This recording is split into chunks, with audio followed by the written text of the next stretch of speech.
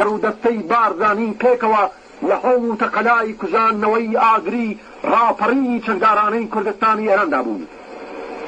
بارزانی لەلایەک چەکدارەکانی خۆی بۆ ڕاونانی تێکۆشەڵانی حزبی ئێمەدەناردا هاواری جاش و ژاندەرمەکانی شاو لەلایەکیش لە بنەوە بە ناوی گەڵسۆزی لەی ڕادەسپاردن کە بگەڕێنەوە کوردستانی عێراق و دڵنیابن کە مەترسیەک هەڕەشە لە ژیانیان ناکا.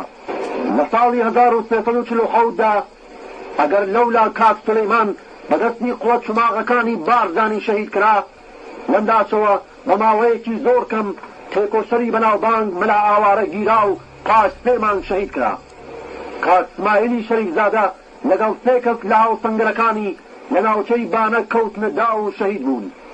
کاک ئەڵای مەعینی لەگەڵ پێشمەرگەی بەناوبانگ نینەشەم لە نزیک قالوێ لە ناوچەی مەهاباد شەهید کران و زۆر کەسیش لە پێشمەرگەکان لە پێک هەڵپرژان لەگەڵ جاش و ژاندەرمدا گیانی خۆیان بەخت کرد.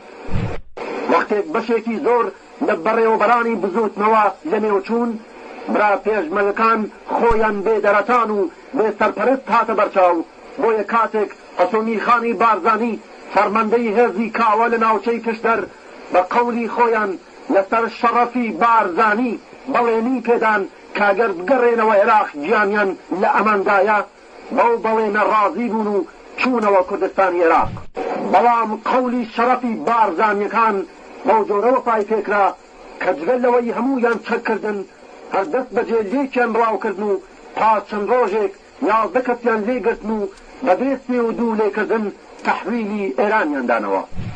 لەو 11 کەسە 4 ڕۆڵەی بە نرخی وەک ساوەح لاجانی و سلەیمان کەرخەشان و ئەوڵای بایزەمەنجە و هەمە سووریان بێ محاکمە گول لە باران کرد و ئەوانی دیکەش بە زیندانی دوور و درێژ مەحکوم کران.